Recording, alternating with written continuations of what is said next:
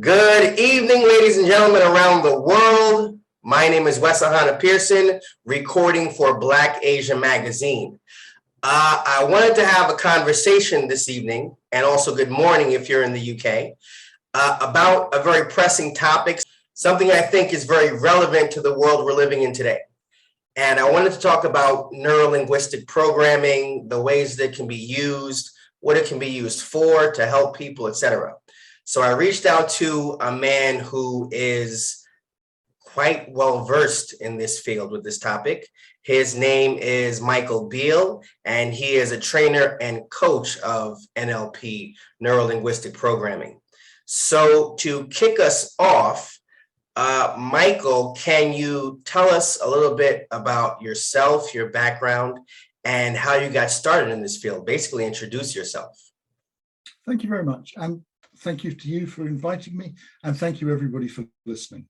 So how did I get involved in this?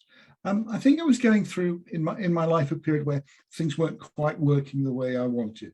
A lot was working, but it wasn't quite working, and I was sort of looking for that mystic thing. I came across NLP. Initially, I'd heard some very good things about it. I'd heard some very bad things about it, and that sort of put me off a bit.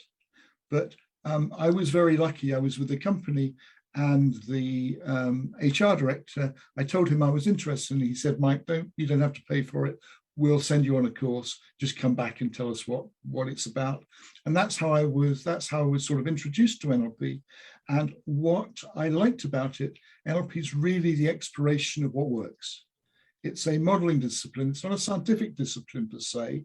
It's a modeling discipline to find out how people do things, so we can take the models, we can improve them, we can develop them, and hopefully we can get the same results or better results than the people we modeled.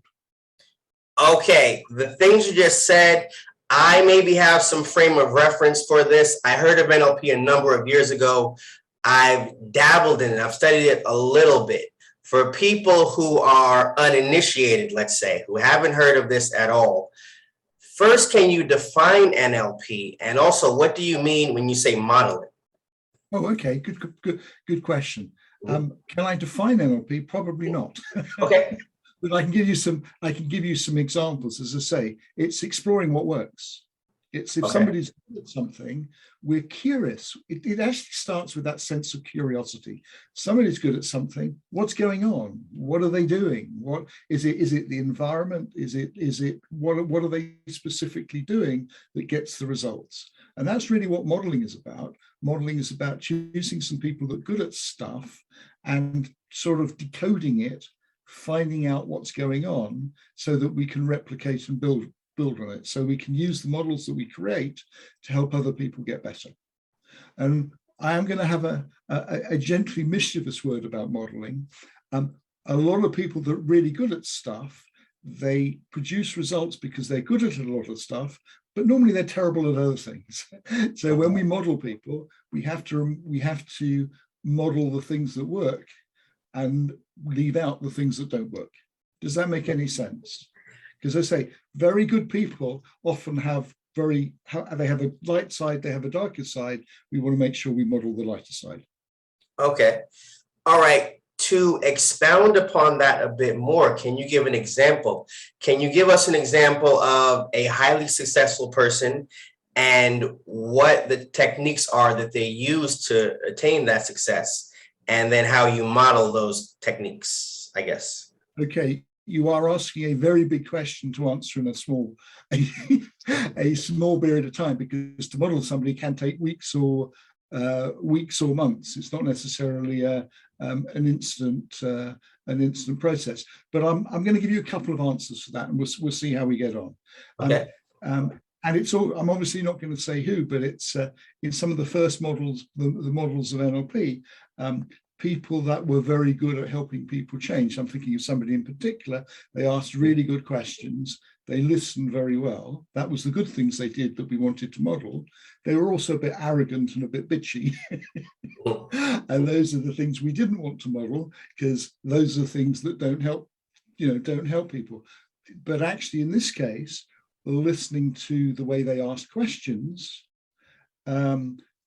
became a very powerful technique, because in essence, the ability to ask questions is very useful, because if we ask the right questions, not only do we find out information, but we help the person we're talking to come up with their own answers. Okay, so you're helping the person to help themselves. Correct. Well, actually, let me move on to that, because as I say, if we're looking at it very generically, if I want to help somebody be successful, what are some of the keys of people being successful? The first one is getting people to clarify their own purpose and direction. It's not for me to tell them what they want, where to get to, but it's very powerful for people to work out what they want in life. It's a non-trivial question, but people that sort of take responsibility for themselves and work out what they want, they're in a much stronger position than everybody else. So you have to get the subject to define for themselves the definition of success, or what it means to, if they call paradise, where they're trying to get to. And absolutely, because you may have a different paradise to me, and there's no point for me leading you to my paradise, because it may not be right for you. So it's helping you clarify what's important to you and what will make your life a success, and then helping you take the steps to get there. Okay, I see. All right. Now, to go a little bit more in depth, the next stage in the process, which I would imagine is the steps that you talk about. After you define, let's say, for example, I want to be a professional basketball player, and that's my idea of paradise. That's where I'm going. I haven't quite gotten there yet for whatever reasons I could not name. But if that's where the last stop is for me, where I ultimately want to be, then what's the next stage in helping me to get to, or to realize that ultimate aim? Okay, if you wanted to be, a star basketball player, again, I would actually look for some models of good basketball players. So you've got some models of good performance. Decide what it will do for you to get there. Decide what you get out of it. What do you give back to the world if you succeed in doing it? And you've got your purpose and direction. To me, then, it's what you do every day. It's making sure that every day we have a certain amount of time. We can't increase time. We have a certain amount of time. We have a certain amount of energy. We have a certain amount of focus and willpower. So it's a question, how much of your time, energy, and willpower are you prepared to invest on a daily basis to become the best basketball player? And then you work out how you can use that time and what routines you build in order to move forward. And my view is, if you get a little bit better every day, compound interest, you will get there. Okay. All right. Thank you for sharing that. Next question is, what do you think are some of the key or main reasons that some people are more successful and more fulfilled, and some people are less successful or less fulfilled? I guess after they've worked out those goals, the avenue towards achieving those goals isn't always realized, or isn't always completely realized. What would you say is the reason for that? Okay, I'm going to take a step back before I answer your question. One of the huge differences between people that find success easy and find that don't is the environment they're in. Okay. If you're in, because we obviously don't notice the environments we're in, because we get so used to it, it becomes standard. But even taking it back to kids that are loved by their parents, they're in a nurturing environment that encourages to learn, encourages them to grow. They are in a much stronger position in their lives to somebody that's been in a toxic environment where people don't help each other. So I just want to mention the environment we're in makes a lot of difference, and the people around us make a lot of difference. Right. And that's why one of the things that will lead people to be more successful is finding one or two good role models. Okay. One or two role models that have the skills. So let me go back to your question now. In simple terms, it's about knowing what you want, having some models. It's then deciding how you're going to invest your time and your energy and your focus on a daily basis. And it's then having some feedback. How are you doing? It's just checking up every day. Are you getting a little bit better? Because I say my view is success. Everybody wants instant success, but I don't think it works like that. I think it's a question of if you do a little bit every day to improve, it won't happen immediately, but you'll be surprised that suddenly you'll lurch forward and become a lot better. It's putting the work in the right direction. And I have this question that I'll ask my clients, and I'm a bit humorous about it, but I actually say, to be a good client, you need a touch of ambition. There's something that you want to achieve. You need a touch of courage. You need to be able to sometimes work outside your comfort zone. You need a touch of discipline, because success is about developing habits and developing habits over time. And you need a touch of honesty. I'm not saying you need to be 100% of these things, but if you've got a touch of those things, then it's very hard for you not to fail over the longer term. Okay, and the composite of those traits is what Absolutely. normally leads to success. And there's, from our talking right now, I'm just taking a step outside of our conversation, listening to what we say, and working out what questions make themselves most apparent. There are so many people who, from what you're telling me, will benefit a great deal from the kinds of techniques, methods you have to teach them.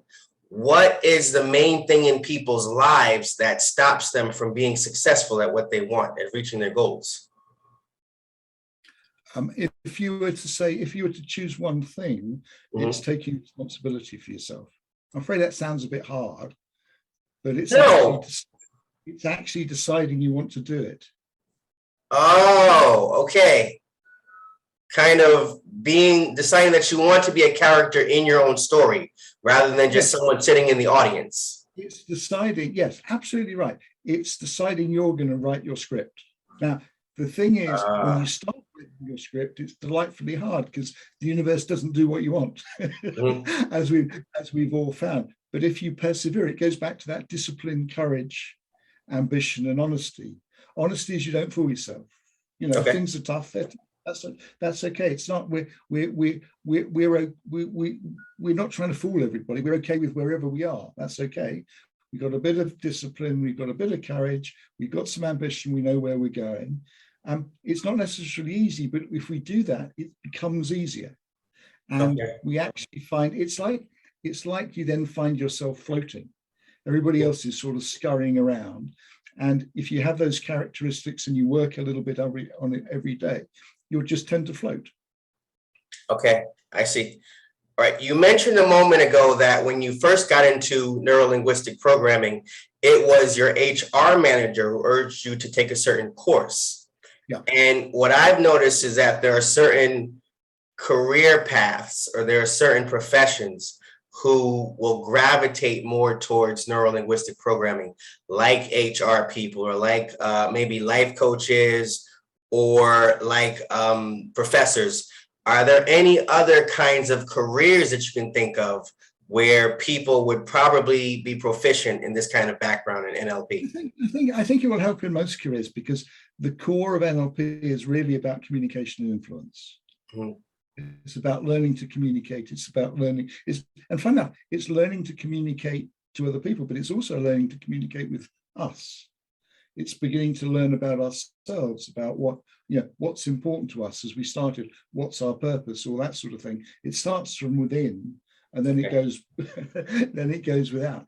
If the more we know about ourselves, the more comfortable we are with ourselves, the more in a curious way we're able to love and like ourselves, the more we're able to like other people.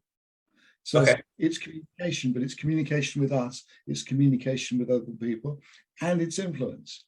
And again, I think the reason, as I said, when I first started, I heard some bad things about NLP. NLP can be used, or it's badly sold to manipulate people, because obviously the more powerful you get with your influence, the more you have the ability to influence others for good or for bad.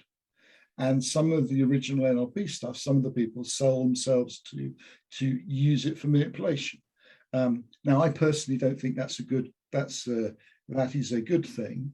And I think as we all get better at influence, we owe it to ourselves to take responsibility for the skills that we develop. Okay.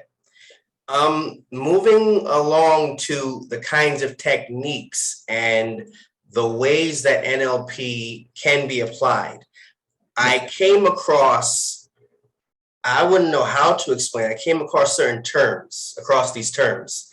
And if I go over these terms, can you explain to me or maybe define for me what these terms are, what they look like? Like one of the ones I mentioned to you was anchoring. What exactly is anchoring? Anchoring is a good one to discuss, actually. And I think the important thing is NLP may discuss it, but it was there around before NLP came. It was around before NLP came about. All right. Okay. Well, curious, anchoring is something that you could use for good or for bad. Okay. Anchoring, and actually all advertising is normally based on anchoring. Because you get somebody into a strong state, strong state. Emotional state, okay, passionate, and interesting. So if I want you to think about the day that your son was born or something like that, or if I want you to think about your wedding day. Anything that gets me into the strong emotional state, almost then produce product, and the brain links the two together. If you're in a strong state and the brain notices something else, the brain joins the two things together. So, like for example, if I say, think about your wedding day, and it gets you, you kind of transport yourself back to that moment, and that's the strong emotional state you're talking about. And then I do something like this, or I do something like this, or if I ring a bell, which it sounds kind of comical, but that's what anchoring essentially is, tying a sound or a gesture to a strong emotional state. That is you said it very well, actually. Say, for example, I'm in a strong state and you do that. Yeah. Highly likely that sometime in the future you do that, I will go back into the strong state, or whatever you choose, because the brain just links the two together. It's not logical. It's two things that happen, and the brain just links them together. Right. And moving forward from there, you said it can be used in a negative way or a positive way. How can that anchor that I just created, how can it be used negatively and positively? Well, basically, that's right. Somebody's in an emotional, a strong emotional state, and you say something, it will bring them back into that state. It will bring them back into that state. So if I wanted to, if they were in a negative state, I could use the anchor to get them back in a negative state. Right. Yes. And again, if I look at advertising, if you look at an ad, the ad is there to sort of emotionally get you charged up, emotionally get you excited, and then show you a product. So every time you see that product in the future, you'll get excited. Yes. Okay. All right. Okay. Another technique I heard of, chaining. Have you heard of that? And can you define that? It seems like it's the extension of anchoring. I can take that emotional state and then repeat that and repeat that again, and it compounds upon itself. What you can do is you can link strategies together. Okay. So, a strategy is just a series of steps I do to do things. Okay. So if I wanted to, I'm trying to think about it. If I wanted to get myself to go out running every day, right? If I just play in my mind all the steps I go through to get out running, if I just imagine myself getting up in the morning, when the news is finished, I just imagine myself putting my shoes on. I imagine myself walking out to the car. I imagine myself driving down to the gym. What I'm doing, I'm setting up a pattern in my mind, and then I play that a couple of times. It's highly likely that when the news finishes, I will automatically put my trainers on, get in the car, and go down the gym.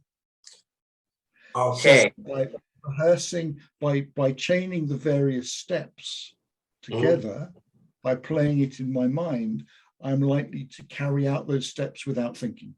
Right. Okay. Timeline, as you mentioned to me, which I've never heard of. What's that? Timeline is, I was going to say, playing with time or imagining time. Let me give you a really good positive example. Mhm. If there's something I want to achieve, okay, and I just play in my mind having achieved it. So that's right. There's something I want to achieve. I want to become a good basketball player. Mhm. I imagine myself in the future in 5 years' time being a brilliant basketball player. And then from being in that state of having been the brilliant basketball player, I go back in time and work out the steps I went through to get there.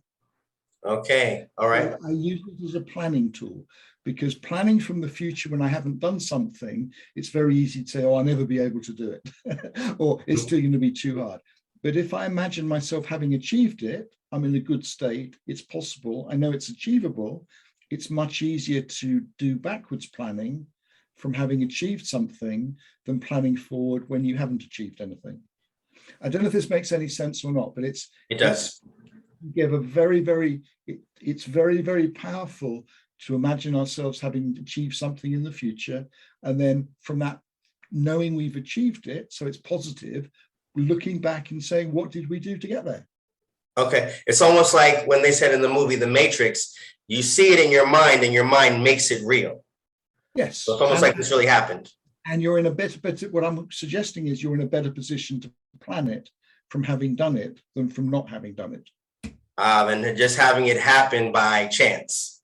Yes, yeah. Okay. It's a strange thing, because looking into the future when we haven't done something, we're nervous, we doubt ourselves. But imagining having done it and Mhm. planning backwards, having done it, we're much more positive in our planning. Okay. All right. Now, moving forward, moving along, you gave me in our initial conversation the analogy of a knife with Yeah, neurolinguistic programming, and how, because NLP has this dual nature, a knife can be used to perform surgery and to heal people, or it can be used as a stabbing weapon to injure people. absolutely. And so what I want to talk about now is what I have seen and recognized over the past several years, especially living out here in Asia.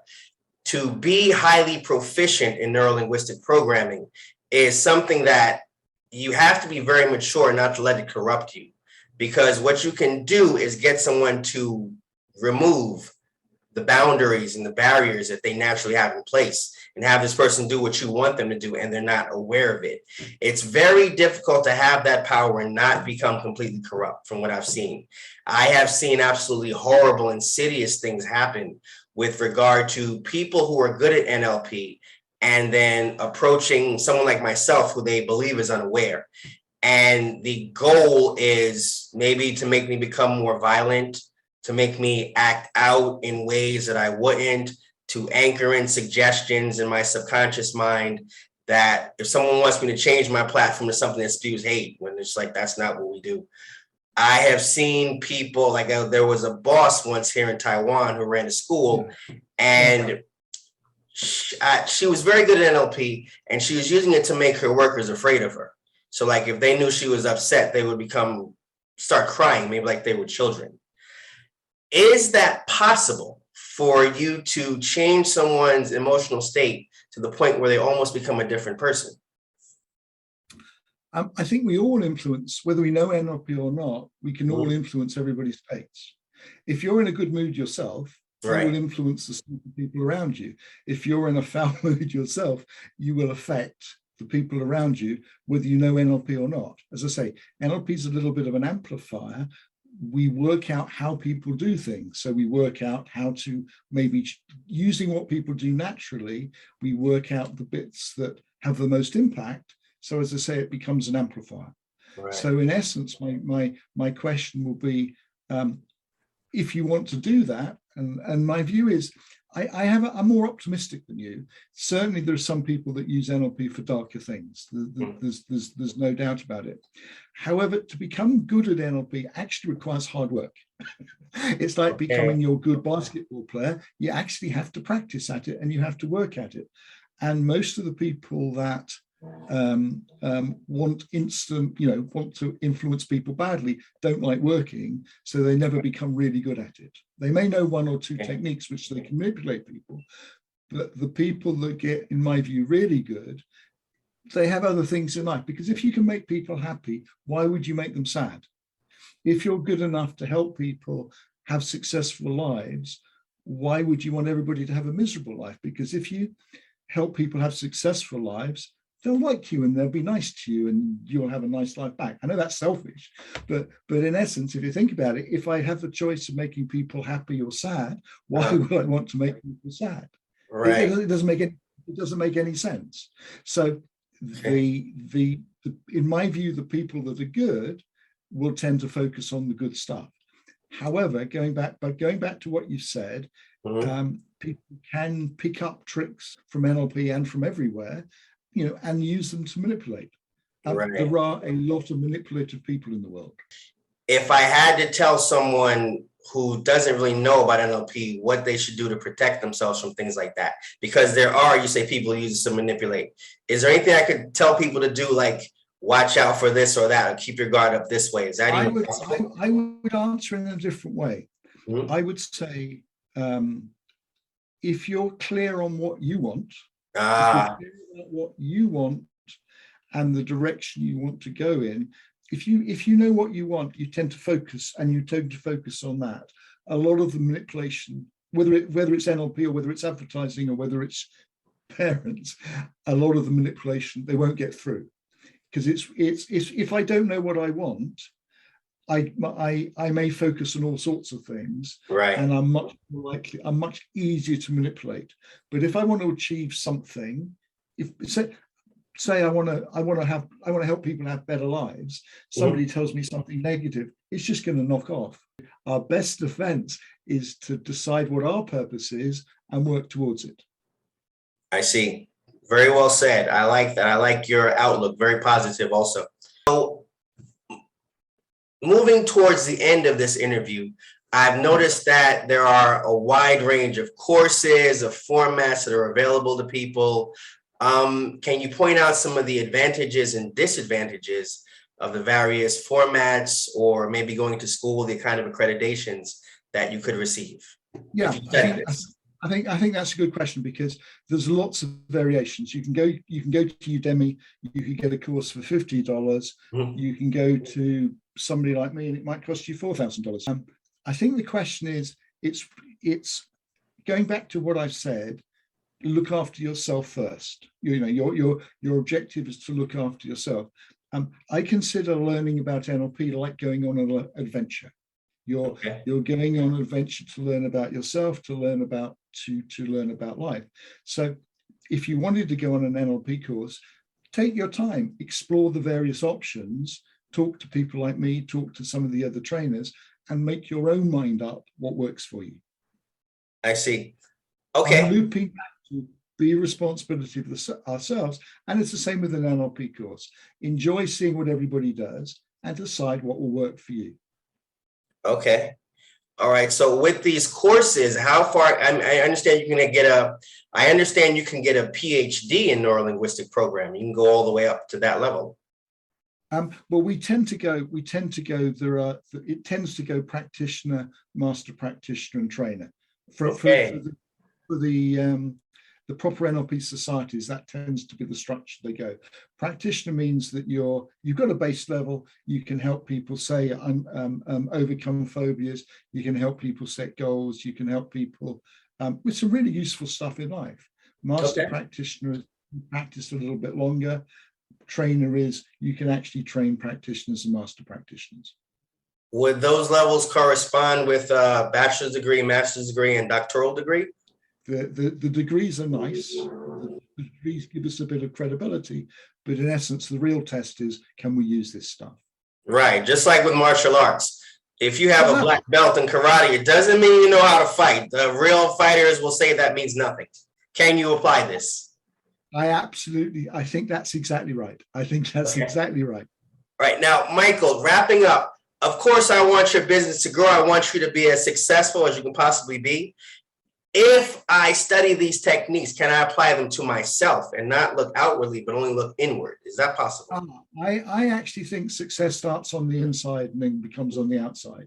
So I actually think the best people start with themselves, because if you use it on yourself and you find it helps, it's then much easier to use it on other people. I think it's almost unethical doing something on somebody else without having done it on yourself first. Right. Yes. Okay. Yes, Michael, is there anything else you would like to say at the end to promote any questions that you might have or any final thoughts or comments? My view is we sometimes forget this, but life is to be explored and enjoyed. There is an attitude, and it's easy to forget it with all the challenges and real issues that we have. But I like the thing when I'm working people is getting back to life is an adventure. Life is an adventure to explore, to find out how it works, to find out how we can be the most effective. So that to me is with NLP, I'm looking for people that want to make the most of their adventure of life. Okay. If I can promote anything, I'd like to mention my website simply because it's got a lot of resources on. So if anybody wants to find out whether they want to work with me or not, that's a different question. But I do have a lot of resources on my website if anybody wants to find out more about NLP. Okay, and your website name is? NLP-techniques.org. NLP-techniques.org. Okay, that'll definitely be in the comments below. I'll put it in this video, the links, and people will definitely have access to you and your information and the services you offer. I really appreciate that. Not a problem. Okay, NLP trainer and coach, Michael Beal. Thank you very much. And thank you. And thank you all for listening. All right, Black Asian Magazine.